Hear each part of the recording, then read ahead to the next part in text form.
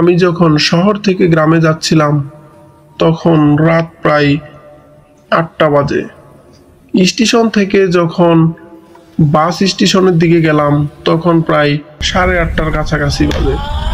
অথচ সেই রাস্তায় গাড়ি পাওয়া যায় না, কিন্তু গাড়ি না পাওয়া গেলেও আমি মনে করেছিলাম যে অটো অথবা সিএনজি কিছু তো একটা পাবো, বাইঙ্গা বাইঙ্গা চলে যাব। কিন্তু দুর্ভাগ্যের কি কপাল ছিল যে ওখানে যায় আমি কোনো বাস অথবা অটো পেলাম না, পাইলাম একটা সিএনজিতে দেখলাম যে একটা মুরব্বি লোক বসে আছে। তখন সেই মুরব্বির সাথে বসলাম। সিএনজিওয়ালা আসলো আরো যাত্রী খুঁজে, কিন্তু যাত্রী না পায় দুজনে নিয়ে রওনা দিল।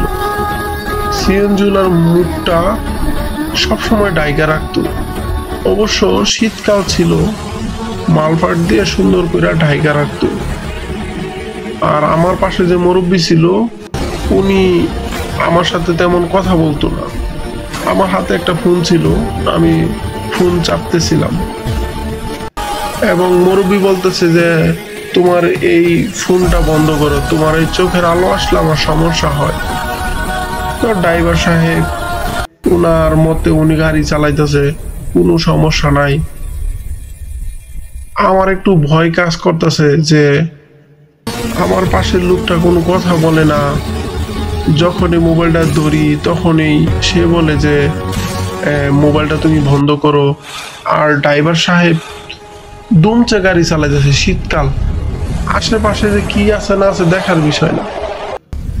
হঠাৎ করে গাড়ির সামনে দিয়া একটা শ্যারো গেল, শ্যারো যাওয়াতে আমি ভয় পেয়ে গেলাম, কিন্তু আমি ড্রাইভারের কিছু বললাম না। আর সামনের লোকটা পিছনে যে আমার সাথে লোক বসে আছে ওনারও কিছু বললাম না বলার কারণে গাড়ি আবার চলতেছে। হঠাৎ করে দেখি বিশাল বড় একটা গরু খাড়ায় রয়েছে রাস্তার মাঝখানে, সাদা ধবধবা গরুটা, চোখ দুইটা হেডলাইটের আলো যেরকম আলো দিচ্ছে এরকম মনে হইতেছে আমার কাছে। কিন্তু আমি তো পিছনে বসি, সিএনজির যে গ্লাস আছে ওই গ্লাসের কারণে আমিও বুঝতে পারতাছি না। কিন্তু স্ট্রেট কাট ফরওয়ার্ড, এখানে গরুটা দাঁড়ায় রয়েছে, এর মাঝখান দিয়াই সিএনজিটা চলে গেল। আমি তো পুরো ভয় পেয়ে গেলাম। আমি বললাম যে সিএনজিওয়ালা ভাই, এটা কি করলেন আপনি? আপনার সামনে একটা গরু মেরে ফেলাইছেন। সিএনজিওয়ালা বললো যে না ভাই, আমি তো কোনো গরু টরু দেখি নাই।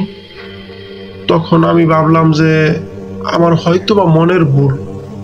হঠাৎ করে দেখি যে গাজীপুরের মাঝখান দিয়ে যে রাস্তাটা গেছে রাজেন্দ্রপুর থেকে, এদিক দিয়ে কিন্তু প্রচুর জঙ্গল। এসে হঠাৎ করে দেখি যে সিএনজি বন্ধ হয়ে গেছে। তখন তো ভয় পেয়ে গেছি। ভয় পাওয়ার পরে পাশের লোকটা বলতেছে ভয় পেও না, ভয় পাওয়ার কিছু নাই, আমি এগুলা চিনেন যেহেতু তাইলে তো কোনো ভয় নাই, স্বাভাবিক। কিন্তু ওই লোকটাই যখন আমার মোবাইলে আবার একটা রিংটোন ছিল, সূরা একটা রিংটোন ছিল, আলহামদুলিল্লাহ রাব্বিল আলামিন, এরকম একটা সূরা ছিল। সেই সূরা থাকার কারণে লোকটা বারবার বলতেছে তোমার এই রিংটোনটা বন্ধ করো। অবশ্য আমার বাড়ি থেকে ফোন দিচ্ছিল তো, এই রিংটোনটা বারবার বলতেছে যে বন্ধ করো। এই লোকটাই আসলে কিছু একটা আছে লোকের সাথে, আমি পরে আন্দাজ করতে পারছি। যখন আমি দেখলাম যে লোকটা মাটিতে দাঁড়াইছে ঠিকই, কিন্তু সে আধা হাত উপরে দাঁড়ায় রয়েছে। সিএনজিওয়ালারে বললাম কোনা ভাই, উনি তো ঠিকই আছে। তখন সিএনজিওয়ালা ভয়ে আমার কিছু বলে নাই। পরে একটা বাস আইলো সামনে, বাসটা এরা হঠাৎ করে দিই ঠিক এনেই বন্ধ হয়ে গেছে। বন্ধ হওয়ার পরে আমার সাথে যে মুরব্বী লোকটা বসেছিল ওই লোকটা আর নাই।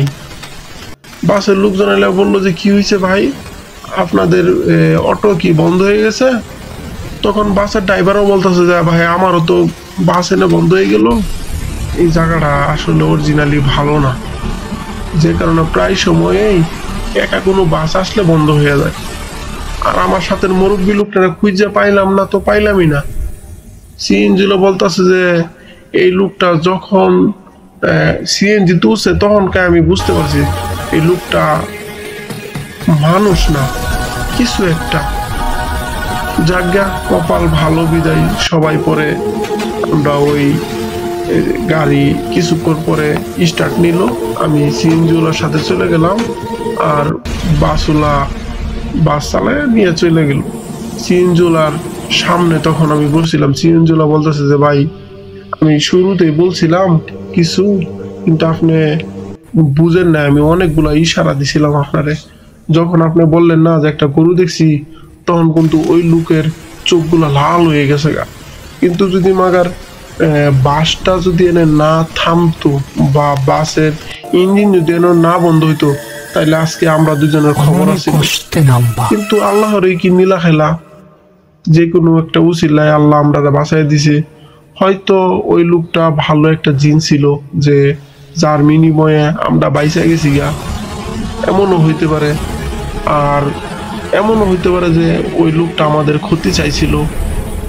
এই ছিল প্রিয় বন্ধুরা আমার গল্পের এই ঘটনা। আপনারা যদি শুনতে চান আরো এরকম অনেক গল্প লেখা হয়েছে, আপনাদের বলতে পারবো। অবশ্যই সেটি জেনুইন অরিজিনাল গল্প।